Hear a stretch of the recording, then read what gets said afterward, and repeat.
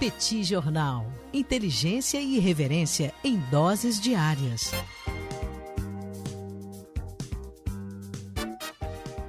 Olá, gente. Bem-vindos a mais um bate-papo do Petit Jornal. Esse bate-papo semanal entre esse que vos fala, Daniel Souza e Tanguy o Bagdadi. Encontro onde nós aprofundamos e mencionamos, debatemos uma série de temas da semana nas áreas de economia e política internacional. Tudo bem, Tanguy? Tá feliz, tá feliz hoje? Tá alegre? Tá satisfeito? Tô, que beleza. Hoje é um dia bom, cara. Hoje é um dia que a gente descobriu, Daniel, que... Assim, como é que eu vou colocar isso, Daniel? Os limites, eles podem ser, sabe, superados. A gente não tem que limitar a nossa vida, limitar nossas ambições.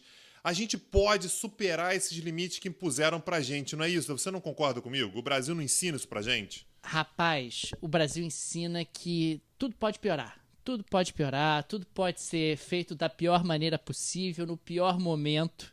E me impressiona a capacidade do governo brasileiro em criar confusões e, consequentemente, deteriorar expectativas no ambiente econômico. O governo Bolsonaro prometeu há aproximadamente 500 dias, que lançaria um novo programa social, que esse programa social substituiria o Bolsa Família e assim por diante. O programa social mudou de nome várias vezes, debatia-se o que ia fazer, o que não ia fazer, e essa semana o tal do programa social apareceu. Auxílio Brasil é o nome do programa. Até aí tudo bem, a gente está falando de uma necessidade do Brasil, sem dúvida alguma, um programa social um pouco mais robusto para enfrentar a situação social delicada que o Brasil vivencia. Sem dúvida alguma, deveria ser uma prioridade do orçamento público, uma política focalizada como essa, de transferência de renda para combater a extrema pobreza, para combater a fome.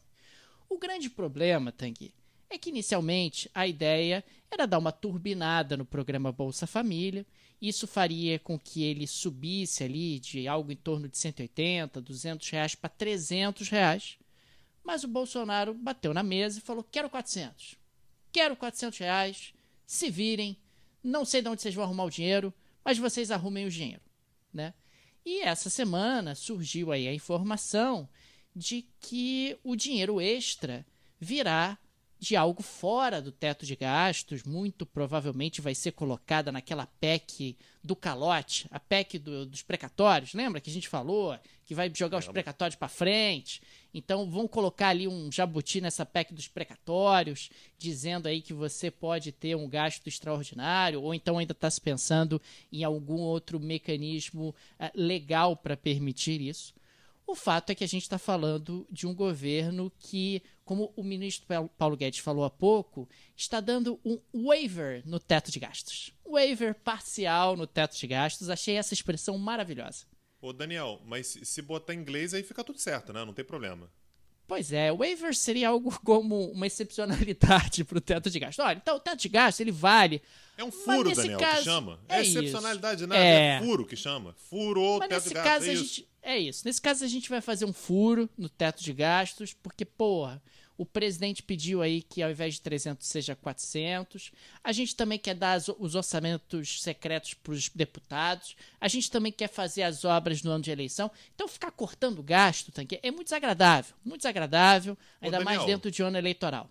Mas o Paulo Guedes não aceitou isso não, porque o Paulo Guedes ele foi eleito lá atrás dizendo que o PT ia furar o teto de gastos. Que, porra, isso não ia acontecer, que tinha que votar não no Bolsonaro, veja bem, votar no Guedes, para evitar que o teto de gastos fosse furado. Então, eu tenho certeza que ele se posicionou firmemente como a grande autoridade econômica do país, como super-ministro que ele é, que ia ter autonomia total, e ele falou assim: não, presidente, eu não aceito furar o teto de gastos. Não foi isso que aconteceu? Não.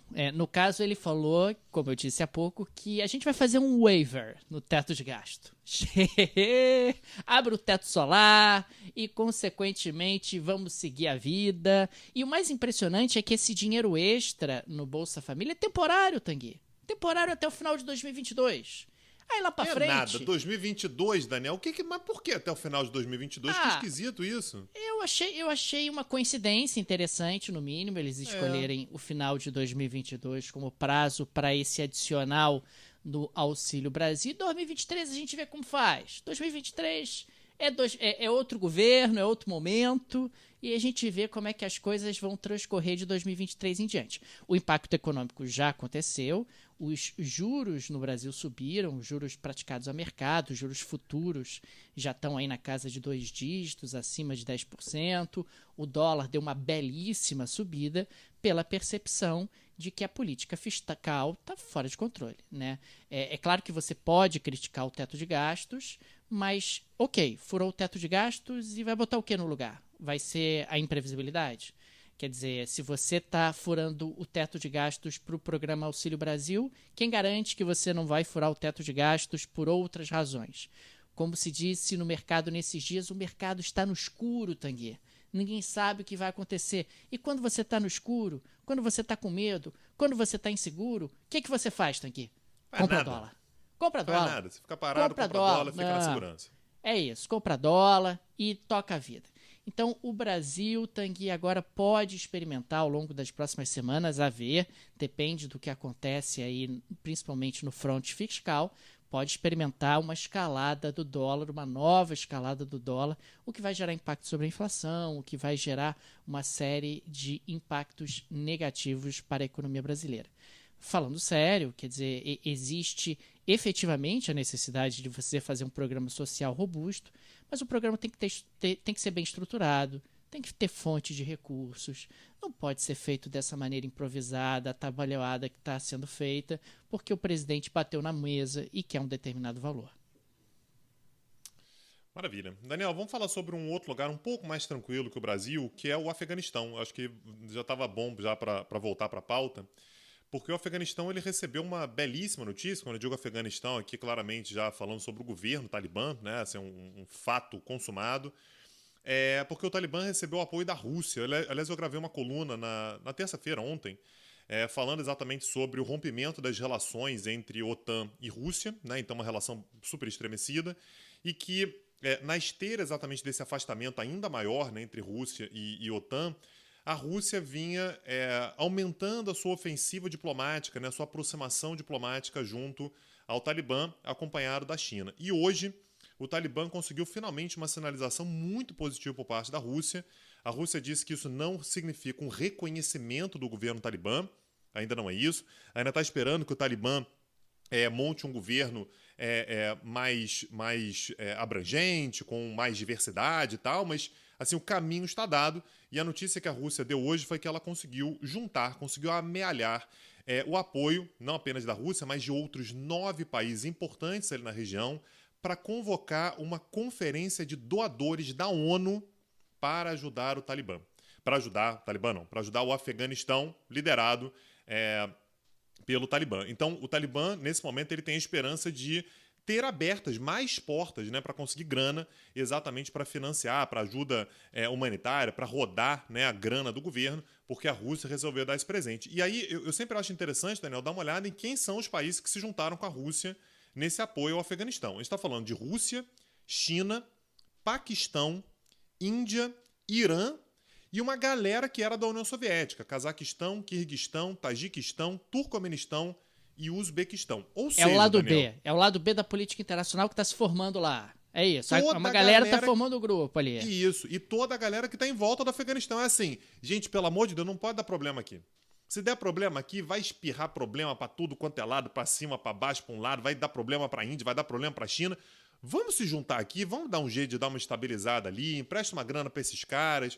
Então, isso aqui a gente já vem falando há bastante tempo, né? Eu cheguei a gravar uma coluna, um bate-papo, não lembro aqui, que eu falei sobre o rebranding, né, do Talibã, o Talibã tentando ter uma imagem um pouco mais, né, moderna, veja bem, né, um Talibã cirandeiro, um Talibã que fala com os outros direito, que se veste bem, que tem a barba bem aparada e tal. Esse é o Talibã que nesse momento consegue, né, ter a expectativa, ter a esperança de ter uma conferência como essa para conseguir grana para o Afeganistão. E aí o discurso da Rússia e do Afeganistão é maravilhoso. O que eles dizem é o seguinte, ó, todo mundo vai ter que participar, é uma conferência de doadores e acho, aquela indireta, acho que quem tinha que coçar o bolso aí era quem eventualmente tenha, vê se você consegue descobrir quem é, tá, Daniel?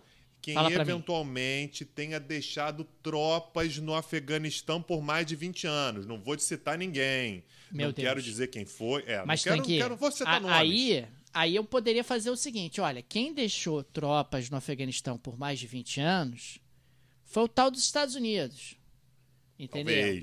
Talvez fosse um recado para eles, não vou afirmar. Tem lá a União Soviética que também ficou lá uns 10 anos, mas a União Soviética, através do Putin, pode mandar aquele migué e dizer, União Soviética não existe mais, cobra da União Soviética, manda a carta lá, o e-mail vai voltar? Vai voltar, mas aí você cobra lá da tal da União Soviética. Exatamente. Então, assim, a gente vai ver nos próximos meses, né, a possibilidade é grande de você ter, de fato, uma conferência como essa, que na prática, Daniel, significa uma legitimação do Talibã. Você tá, mais uma vez, a ONU vai fazer uma conferência bancada pela Rússia para conseguir doação para o Afeganistão governado pelo Talibã. E aí, a Rússia, mais uma vez, né, não é um reconhecimento, mas veja bem, né, a gente tem que levar em consideração o que está acontecendo na prática, uma nova realidade. Na prática, o Afeganistão precisa de dinheiro, sendo liderado pelo Talibã ou não. A acompanhar, vamos ver o que vai acontecer daí pra frente. E sem dúvida alguma, Tanguy, a comunidade internacional chegou à conclusão que talvez o Talibã, dentro do atual contexto afegão, seja a menos pior das alternativas. Né? Pelo menos você consegue minimamente estabilizar o país e evita ali o avanço do Estado Islâmico. Né? Aí para você ver. Né? Quando o Talibã é a melhor opção, é porque realmente a situação do Afeganistão é uma situação absolutamente dramática, né? Talvez seja uma das piores do mundo nesse momento. Daniel, eu quero saber sobre a China se abrindo. Como é que vai ser isso aí? Me conta. Ô, Tanguy, você sabe que periodicamente os membros da OMC, da Organização Mundial do Comércio, e a China é um desses membros, acaba tendo ali relatórios e conversas com a organização no que diz respeito a projetos de futuro e visões em relação ao futuro. E nas conversas realizadas com a China sinalizou que intenciona abrir o seu mercado doméstico para produtos importados. Esse é um tema de muita atenção dentro da OMC desde que a China ingressou, né? Ingressou lá no início dos anos 2000, e de lá para cá a China tem se mostrado muito resistente a abrir o seu mercado doméstico para produtos importados, para uma concorrência internacional um pouco mais forte. E a China sinalizou nessa conversa na OMC, no âmbito da OMC, que quer abrir o seu mercado e que ela está num processo de mudança da sua estratégia de desenvolvimento. Uma mudança que a gente já sabia que estava em curso, a gente já até mencionou aqui no Petit Jornal várias vezes, que é a mudança do mercado externo para o mercado interno. Quer dizer, a alavanca da economia chinesa gradativamente deixa de ser o setor externo, deixa de ser as exportações e vai migrando para o mercado interno, para o consumo interno, que o governo chinês há vários anos vem fazendo pequenas reformas no mercado de crédito, no sistema tributário, com o objetivo justamente de fomentar o mercado doméstico. Caso a China efetivamente realize esse processo de abertura, a gente está falando de possibilidades de crescimento do comércio internacional em grandes proporções. Agora, a China não disse quando, e tratando-se de China, é tudo sempre muito devagar, muito no tempo de Pequim, mas é extremamente interessante observar como muitas modificações, muitas mudanças estão acontecendo na China ao longo dos últimos tempos. É um governo que está tendo muita dificuldade para controlar as suas grandes corporações e tem batido com força para tentar manter o controle de suas corporações. É um governo que tem sido muito pressionado a abrir o mercado doméstico e essa conversa na OMC é uma sinalização clara disso. Olha, Tanguy, eu acho interessante a gente continuar acompanhando o que vai acontecer na China ao longo dos próximos anos, porque me arrisco a dizer que serão anos definidores do que acontecerá com o gigante asiático ao longo desse século XXI.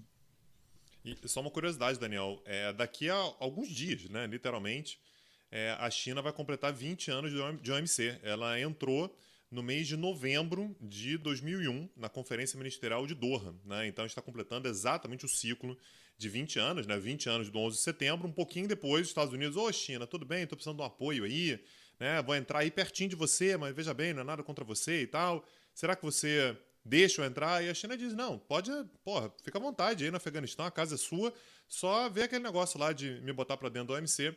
Então, isso aconteceu, na prática, em novembro de 2001, na 4ª Conferência Ministerial da OMC, que aconteceu em Doha, no Catar, né? Então, um ciclo completo aí. Daniel, a gente falou bastante esse ano agora sobre as eleições... Diga.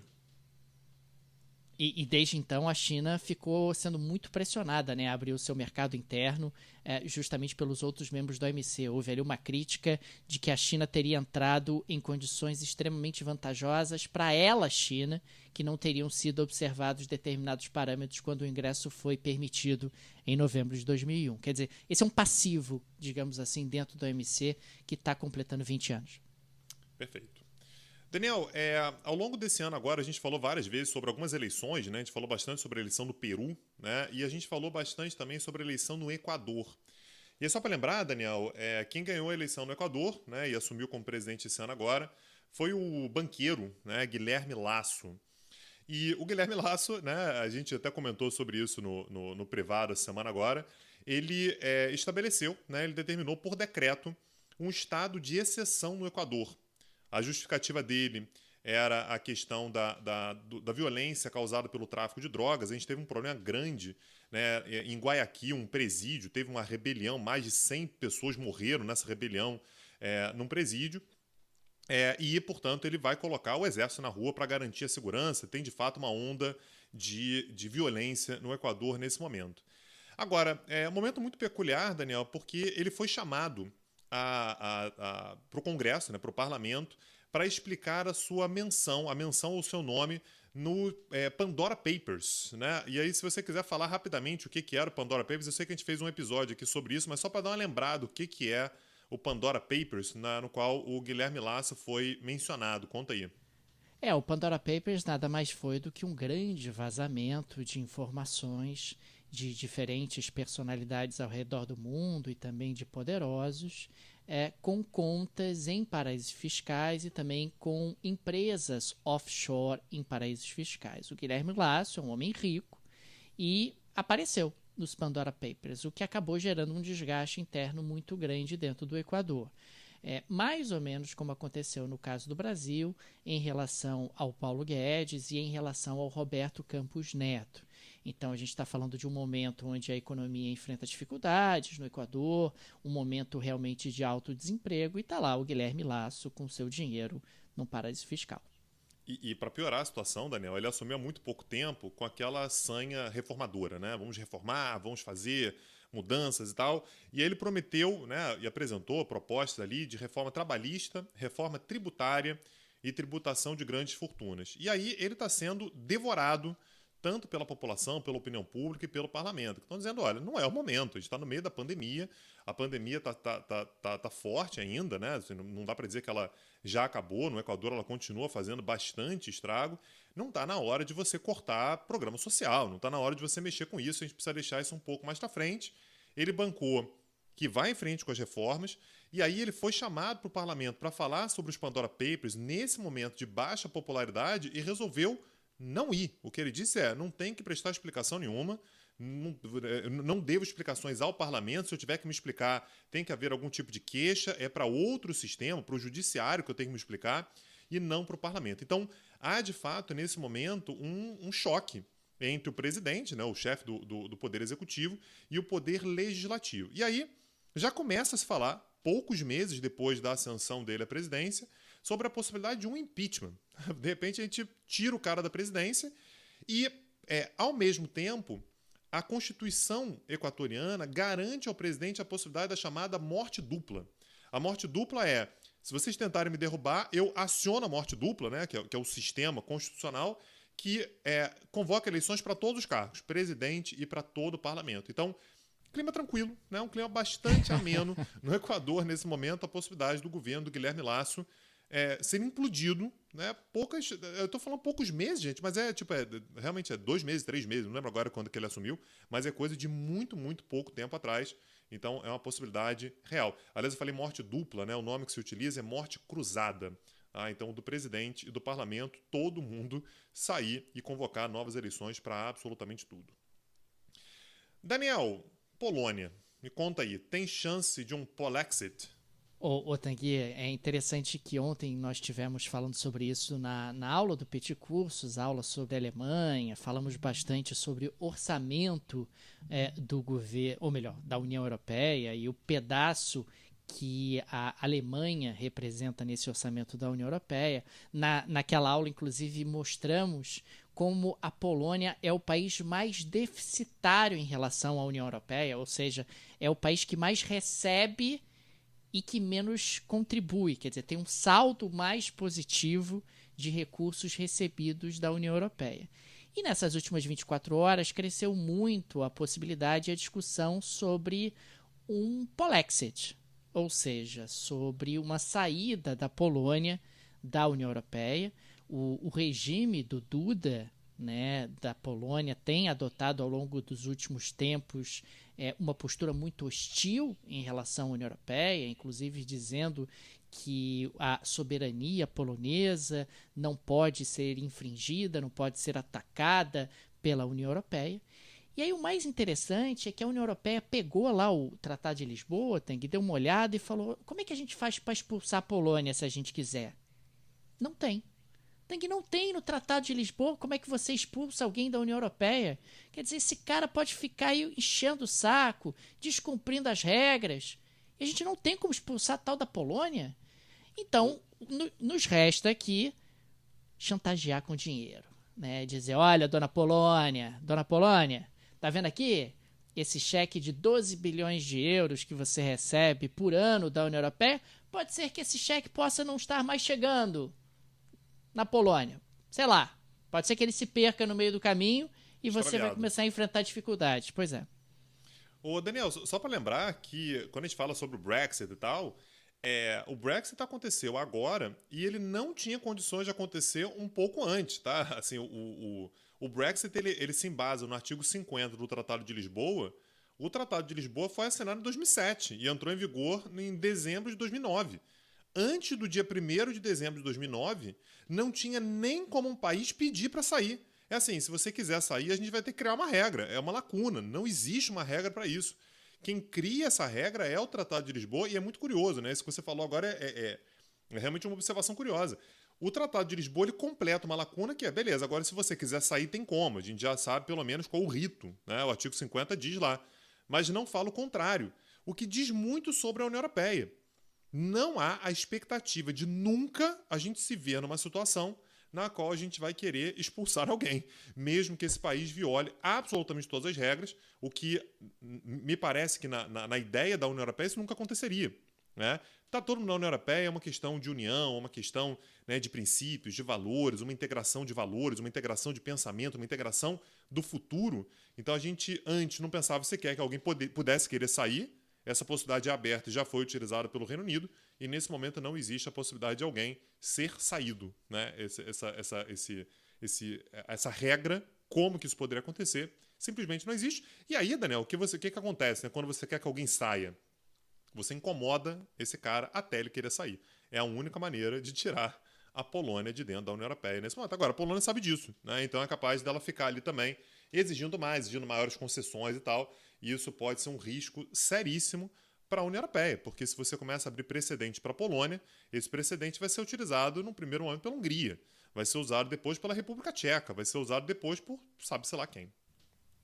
E é muito impressionante, quer dizer, você tem um país que é o país mais beneficiado financeiramente pelo orçamento da União Europeia, né, que tem o maior saldo positivo entre o que paga impostos e o que recebe de transferências dos fundos europeus, e está adotando uma postura extremamente nacionalista, agressiva e hostil à União Europeia. É no mínimo curioso, porque se tem um país que efetivamente não teria muito do que reclamar no seu processo de integração à União Europeia é justamente a Polônia. E o segundo país mais superavitário em relação aos fundos europeus é a Hungria. Então, você tem aí 2 países que têm recebido uma grande quantidade de recursos, que recebem muito mais recursos do que enviam na forma de impostos e que estão criando um ambiente de instabilidade dentro do bloco. Esse é, sem dúvida alguma, um grande desafio para a União Europeia. O que faz com a Polônia, né? A Polônia descumprindo as regras, a Polônia dizendo que não se submeterá às regras da União Europeia, porque, como você falou, se passar a mão na cabeça da Polônia, depois vai ter que passar a mão na cabeça também da Hungria e de outros membros da União Europeia que simplesmente não vão querer cumprir as regras. O histórico da União Europeia é ser muito duro nessas horas, justamente para não abrir precedentes. A ver se isso vai acontecer efetivamente com a Polônia, mas ainda acho que é absolutamente improvável que a Polônia seja retirada da União Europeia de uma forma ou de outra. Beleza. Daniel, queria deixar aquele agradecimento aos nossos apoiadores, né? A galera que chega junto com a gente, né? Pessoal que, assim, só lembrando, né?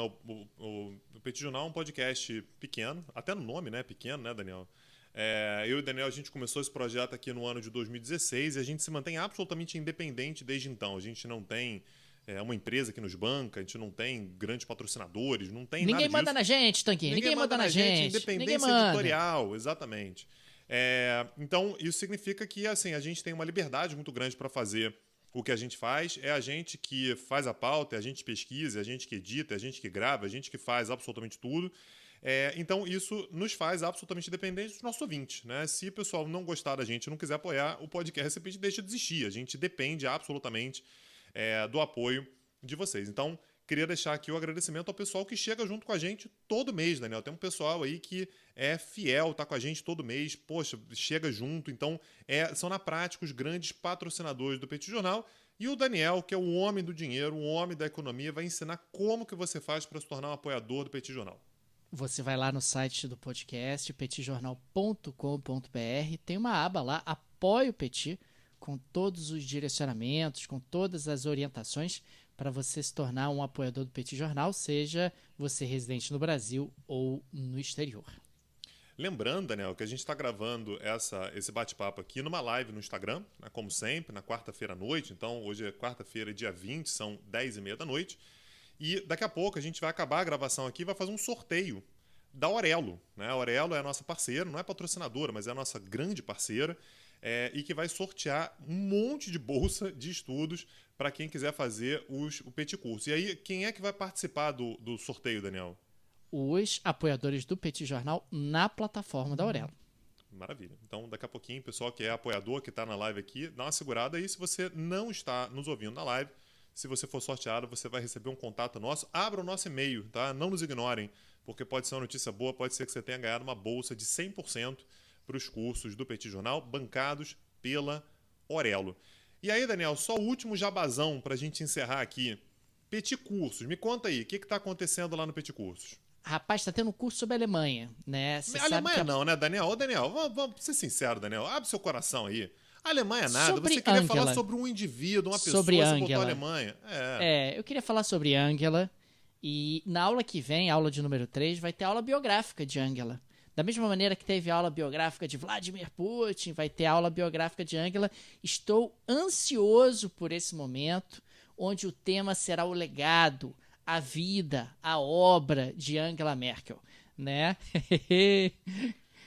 Maravilha. Então, quem quiser se matricular, entra lá em petitcursos.com.br, tem lá todas as instruções, mais uma vez, www.petitcursos.com.br. Lá você encontra não apenas esse curso sobre a Alemanha que está sendo dado agora, então você ainda pega as 2 últimas aulas ao vivo, são sempre cursos de 4 aulas, como cursos anteriores. Já demos curso sobre um monte de coisa, né, Daniel? E aulas gratuitas também, tem muitas aulas gratuitas. Exatamente. Então dá uma olhada lá que eu tenho certeza que tem muito conteúdo que vai te interessar por lá. Daniel, forte abraço, até semana que vem. Valeu. Valeu, gente. Tchau, tchau. Petit Jornal. Inteligência e irreverência em doses diárias. Agora, o Petit Jornal está na web www.petitjornal.com.br.